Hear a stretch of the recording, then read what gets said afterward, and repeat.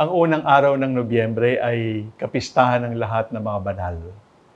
365 days ang bawat taon, subalit ang pinagmamalaki natin bilang mga Katoliko, bilang mga Kristiyano ay higit pa sa 365 ang mga banal na kasapi ng ating simbahan. Ang tinatawag na Communion of Saints ay kasama sa ating pananampalatayang Kristiyano. Alam natin na walang makapaghihiwalay sa atin sa pag-ibig ng Diyos, kahit ang kamatayan. Sa makatuwid, sa pamamagitan ng pananampalataya, sa pamamagitan ng pag-asa, sa pamamagitan ng pag-ibig, tayo ay magkakaugnay kahit ang mga banal ay namayapan.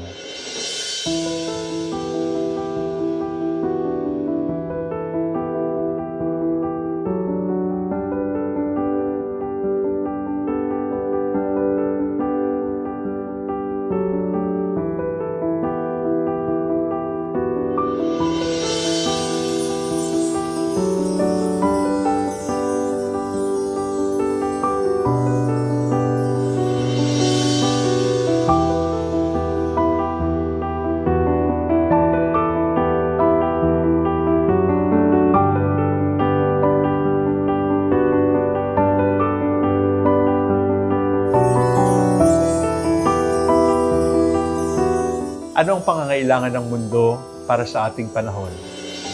Ang iba magsasabi, pagkain para sikmura. O kailangan natin ay trabaho para magkaroon ng hanap buhay. O kaya sa mga bansang nasa gyera, kapayapaan. Yung iba, hihingi ng tulong para sa pagkain, para sa tubig, para sa pabahay. Iba't iba tayo ng pangangailangan. Subalit sa ating pananaw, bilang mga tagasunod ni Kristo, ang pinakamahalagang pangangailangan ng mundo ay ang kabanalan. Ang maramdaman natin na sa kabila ng lahat, sa gutom o kamatayan, karamdaman o tagumpay, ay naririto tayo kasama natin ang Diyos. At sa ganitong paraan, ano ang pinakamagandang ambag na maibibigay ng simbahan para sa pagbabago ng mundo? Ang sagot ay kabanalan din. The Church should be able to contribute saints for modern times because the lack of saints is the greatest problem that we are encountering right now. We need holy men and women who will change the destinies of nations, holy men and women who will proclaim that in the midst of everything, God is with us. Sino tayo sa harap ng Diyos? Sino ka ba talaga? Sagutin natin ang tanong sa pamamagitan ng mga maling kasagutan. Una, huwag mong sasabihing, ako ay ang aking trabaho. Doktor ako, teacher ako, business person ako. Hindi ito ang nagbibigay sa atin ng tunay na identity. Hindi ito ang tunay na ikaw. Sapagat ang trabaho ay pansamantala. Walang isinilang na doktor, walang isinilang na teacher. Ang lahat ng ito ay pinag-aralan lang natin at hindi ito ang tunay na ikaw. Pangalawa, hindi ikaw ang iyong pera, hindi ikaw ang iyong yaman, hindi ikaw ang titulo ng lupa at ang dami ng sasakyan. You are not your money, you are not your job, you are not your career. Pangatlo, you are not what other people say. Hindi ikaw kung ano ang sinasabi ng survey. Hindi ikaw kung ano ang dami ng boto sa eleksyon. Sapagkat ang boto, ang survey ay pansamantala. Sa katunayan, ang survey ay maaaring maging taksil sapagkat maaari kang iligaw sa paniniwala na ikaw ay kung ano ang sinasabi ng mga tao. Pang-apat, hindi ikaw ang iyong mga pagkakamali. At huwag mong sasabihin, ikaw ay maling tao. Ikaw ay taong nagkakamali, pero walang ginawang mali ang Diyos. At ikaw ay para sa Diyos, kaya huwag mong sasabihin ikaw ang iyong kamalian. Panglima, hindi ikaw ang iyong tagumpay. Pansamantala lang ang tagumpay. Ang palakpak magsasawa din. Ang medalya kukupas din. Ang lahat ng pwedeng masunog, ang lahat ng pwedeng manakaw, ang lahat ng pwedeng maglaho at matunaw. Hindi ito ang tunay na tayo. Sino ka ba talaga? Ang mas mahalagang tanong ay, para kanino ka ba talaga? At ang sagot sa tanong, para kanino ka? Ang sagot ay, ako ay para sa Diyos. At ito ang ibig sabihin ng tunay na kabanalan. I belong to God.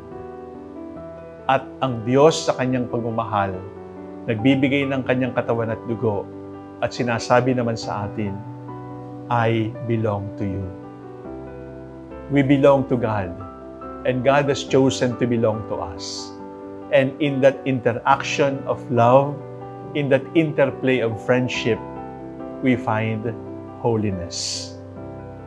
Ang pagdiriwang ng araw ng mga banal ay hindi lamang pag-alala sa kanilang kabanalan, sapagkat ang tunay na pag-alala sa mga banal ay dapat na magpanariwa sa ating kalooban ng marubdob na hangaring tayo rin ay maging banal.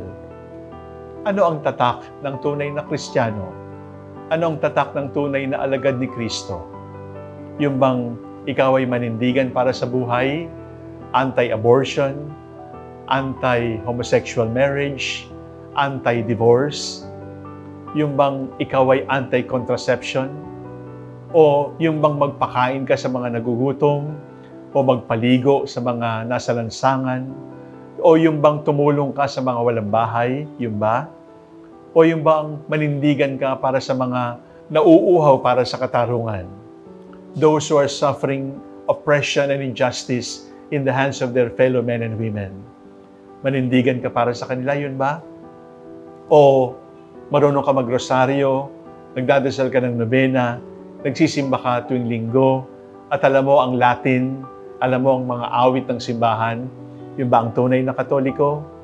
Kung iisa lang talaga ang hahanapin nating tanda sa tunay na Katoliko, iisa lamang talaga, at yung kaisa-isang tandang yon, mga minamahal kong kapatid, ay mahalin mo ang iyong kaaway.